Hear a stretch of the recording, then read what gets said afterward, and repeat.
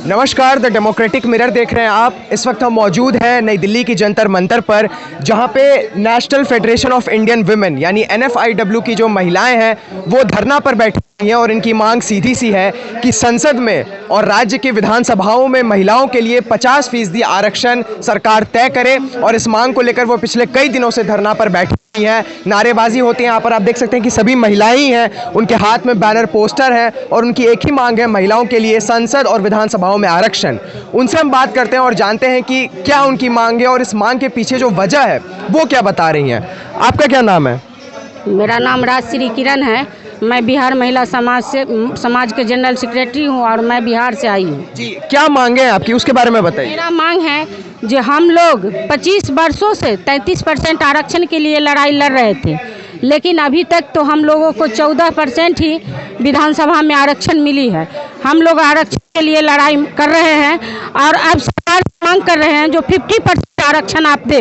जैसे पंचायत चुनाव में 50% आरक्षण दिए, उसी तरह विधानसभा लोकसभा में भी मुझे 50% आरक्षण चाहिए। इसी के लेकर के हम लोग 1 अगस्त से यहाँ धरना पर बैठे हुए हैं और जब तक हम लोग को मांग नहीं होगी पूरी, तब तक हम लोग जारी रखेंगे। ऐसे कल हम लोगों को एक लेटर मिली है जो आप 9 अगस्त को यहाँ खाली कर दें, चूँकि 15 अगस्त की तैयारी चलेगी। तो वो तो सरकार का एक नाटक है। हम लोग जब जब उतरते हैं सड़क पर तो उन्होंने अपना लाठी का प्रयोग करते हैं, अपना बल का प्रयोग करते हैं। लेकिन आज़ादी के 75 साल बीत गई। आज़ादी के 75 साल में जब आज़ाद हुई थी हमारी देश, उस समय हम लोग काफ़ी संख्या में महिलाओं ने भी आज़ादी में हिस्सा लेकर के देश को आज़ाद किया था। लेकिन आज मुझे ये एहसास हो रही है जो अभी जो हमारी सरकार वो केंद्र में हो या देश कहीं भी हो, वो महिलाओं को सम्मान देना नहीं जानते हैं। चूँकि जो हैं केंद्र में वो भी अपने पत्नी को लगता है डाइवोर्स दे दिए या जो दिए, लेकिन पब्लिकली ये चर्चा है जो वो महिला को सम्मान देना नहीं जानते हैं। इसलिए 50% आरक्षण पर उन्हें विश्वास करने में, विचार करने में काफ़ी कठिनाई हो रही है। मैं अभी बहुत गर्मान्वित हूँ जो मेरी राष्ट्रपति जो चुन के आई हैं द्रौपदी मुर्मू, मैं चाहती हूँ, उनसे भी मांग करती हूँ जो चूँकि आप महिला हैं, आप राष्ट्रपति हैं, आप लोग हमारी मांग को आप कम से कम संसद में रखें। आपके मांग पूरा होने तक हम लोग आपके साथ हैं। चूँकि आप महिला हैं, हम लोग भी महिला हैं। आरक्षण हमारी भीख नहीं है, ये हमारी अधिकार है। हम अपने अधिकार के लिए यहाँ बैठे हुए हैं और 9 तारीख को हम लोग का बहुत बड़ा प्रोटेस्ट और कल भी हम लोग एक यहाँ से रैली निकालेंगे 33% आरक्षण के लिए। आप देखिए सरकार कहाँ तक सफलता हम लोग को देती है। तो ये इनका कहना है कि आज़ादी के 75 साल पूरे हो गए हैं, लेकिन अभी तक जो महिलाओं का रिप्रेजेंटेशन है वो संसद में और विधानसभाओं में नहीं हो पा रहा है। हम और भी महिलाओं से यहाँ पर बात करेंगे। आपका क्या नाम है? अनीता शर्मा। जी, आप कहाँ से? बिहार से। आपकी क्या मांग है? इस जो आप ये मांग उठा रही हैं लगातार कि 50% आरक्षण मिले, इसके पीछे आपको क्या लगता है कि सरकार आपकी बात सुन पाएगी? हमें लगता है कि संघर्ष से, काफ़ी संघर्षों के बाद जो 33% आरक्षण मिला, उसके बाद तो अगर हम लोग लड़ाई करेंगे और आंदोलन में हैं, जब तक हमें 50% आरक्षण नहीं मिलेगा तब तक हम लोग आंदोलनरत रहेंगे।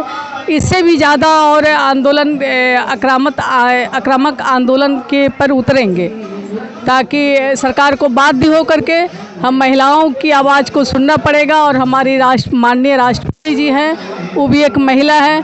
महिलाओं के सवाल पर, महिलाओं को आगे आने पर वो भी विचार करेंगी और हम लोग को सम्मान देंगी और ये आरक्षण पूरा होगा ताकि महिलाएं जीत करके संसद भवन में जाए और महिलाओं से सवाल जुड़े हुए जो भी सवाल है, जो भी बाल संरक्षण के सवाल है, महिला के संरक्षण के सवाल पर है, वो पूरे देश में लागू कर सके। यही हम लोग की मांग है और इसी पर हम लोग धरना स्थल पर आए हैं। यहाँ पर कुछ ऐसी हैं जो काफ़ी कम उम्र की भी महिलाएं हैं, लड़कियां हैं, वो भी इस प्रोटेस्ट में शामिल हैं और महिलाओं की रिप्रेजेंटेशन पर बात कर रही हैं। आपका क्या नाम है? मेरा नाम शबीना खातून है, मैं बिहार से हूँ। मैं आज यहाँ मौजूद हूँ इसलिए कि हम लोगों को पता है कि सदियों से महिलाओं को बराबर अवसर नहीं दिया गया है। और बात रही आरक्षण की, तो आरक्षण का जो सवाल उठाई थी वो सीपीआई भारतीय कम्युनिस्ट पार्टी की गीता मुखर्जी थी। वो भी एक सांसद की थी जो बंगाल की थी। उन्होंने सांसद में, पूरी सांसद के अंदर उन्होंने यह सवाल उठाया कि महिलाओं को 33% आरक्षण मिलनी चाहिए, और उन्होंने कहा कि आरक्षण कहाँ कहाँ मिलनी चाहिए। तो उन्होंने कहा कि आरक्षण सभी सरकारी नौकरियों में मिलना चाहिए, सरकारी हॉस्पिटलों में मिलना चाहिए और तमाम जगह पर मिलना चाहिए जहां व्यक्ति का जीवन यापन कार्य सब चलता हो, वहां को समान अवसर मिलना चाहिए। और देख लीजिए रुवांडा की एक उदाहरण बन गई है। रुवांडा एक देश है, वहाँ पर भी महिलाओं को 64% आरक्षण मिली हुई है। वहाँ महिला अपना जो योगदान दे रही है, अपने देश के लिए जो कर रही है, वहाँ के जो दो जातीय थे, दो जातीय थे और दोनों जातियों के बीच बहुत लड़ाइयाँ होती थी, लाखों करोड़ों में लोग मरते थे, बहुत भयानक वहाँ पे लाशें गिरती थी, एक दूसरे के खून के प्यासे थे। और जब वहाँ की महिलाएं, रुवांडा की महिलाएं जब संसद में आई, अधिक संख्या में आई, तो उन्होंने सबसे पहले ये लड़ाई और ये खून खराबा बंद किया और अपना शासन चला रही है। और जनता के प्रति उनका जो सत्ता पे वो जब बैठी है, उनका जो कार्य है वो अच्छा चल रहा है। हमारा मांग है कि जो पार्टियां हैं उस पार्टियां के अंदर भी महिलाओं को समान अवसर देने की ज़रूरत है। और सरकार को भी आग्रह करते हैं, ये द्रौपदी मुर्मू जी जो नई राष्ट्रपति बनी है, उनसे भी आग्रह करते हैं कि हम 50 के आबादी हैं, 50% हमें आरक्षण मिलने चाहिए, उनसे आग्रह करते हैं। आप पढ़ाई करती हैं? मैं अभी बीए में हूँ और एडमिशन डेट निकल गया है, मैं एडमिशन अब लूँगी। और आज मैं यहाँ हूँ इस वजह से कि मैं एडमिशन नहीं करवा पा रही हूँ। इसके बाद मैं घर जाऊँगी तो एडमिशन करवाऊँगी। देखिए कि ये बीए की छात्रा हैं और अभी पढ़ाई कर रही हैं, लेकिन ये तथ्यों के साथ यहाँ पर प्रदर्शन करने आई हैं, अपनी वाजिब मांगों को उठा रही हैं, तथ्यों पर बात कर रही हैं। और उन्होंने कई उदाहरण भी दिए कि जिन जिन देशों में महिलाओं को आरक्षण मिला और भारत में महिलाओं के लिए आरक्षण संसद में कितना ज़रूरी है। एक और महिला से हम बात करना चाहेंगे, आपका क्या नाम? रिंकू कुमारी, बिहार से। आप एक बात बताइए कि क्या महिलाओं को आरक्षण देने से ही उनका जो है सशक्तिकरण होगा, क्या कोई और रास्ता नहीं है? नहीं, बहुत सा रास्ता है। तो आरक्षण जब आबादी है तो फिर आरक्षण में क्यों हम पीछे रहेंगे? आरक्षण में क्यों 14% और 33% हम लें? 50%। तो ये जो सरकार से मांग है आपकी, 33% मिला हुआ है आरक्षण, इसको 50% बढ़ाने से क्या आपको लगता है कि महिलाओं का सशक्तिकरण हो पाएगा बढ़िया से? हम बराबरी रहेंगे तो अपनी आवाज़ को बुलंद करेंगे ना संसद में। हम जहाँ बराबरी रहेंगे वहाँ अपनी आवाज़ को बुलंद करेंगे। तो अभी देश को दूसरी महिला राष्ट्रपति मिली हैं द्रौपदी मुर्मू जी, क्या उनसे आपको उम्मीद है कि वो आपके लिए कुछ करेंगी? है कि वो हमारी मांगे को सुने और महिला है तो महिला के बारे में सोचे। तो ये कह रही हैं कि भारत को दूसरी महिला राष्ट्रपति मिली है द्रौपदी मुर्मू, और इनका भी कहना है क्योंकि वो खुद भी महिला हैं तो इन महिलाओं की जो मांग है उनको सुनेंगी और महिलाओं के लिए जो आरक्षण की मांग है उस पर भी वो ज़रूर संज्ञान लेंगी। आपका क्या नाम है? मीना जी। आप लोग जो यहाँ पे प्रदर्शन कर रहे हैं, कब से प्रदर्शन कर रहे हैं और आगे क्या है? क्योंकि जो सरकार ने कहा है कि यहाँ पे 15 अगस्त की तैयारी चल रही है और 9 अगस्त को आप लोगों को खाली करना पड़ेगा।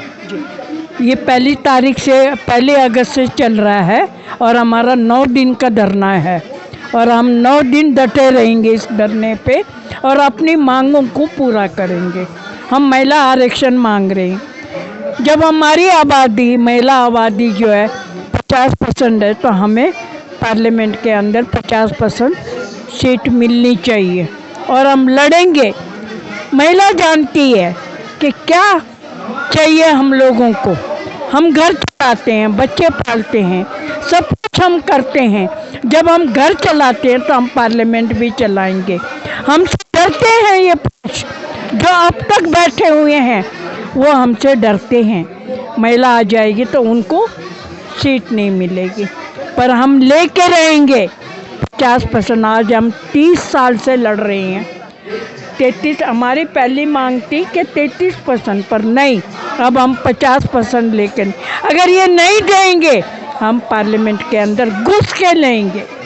तो देखिए, आप देख सकते हैं कि एक बुज़ुर्ग महिला हैं, माँ जी हैं, लेकिन इनकी बातों को आपने सुना जिस तरीके से इन्होंने कहा कि अगर महिला घर चला सकती है तो देश भी चला सकती है, और अगर ये पार्लियामेंट में हमें आरक्षण नहीं देंगे तो हम पार्लियामेंट में घुसकर आरक्षण लेंगे।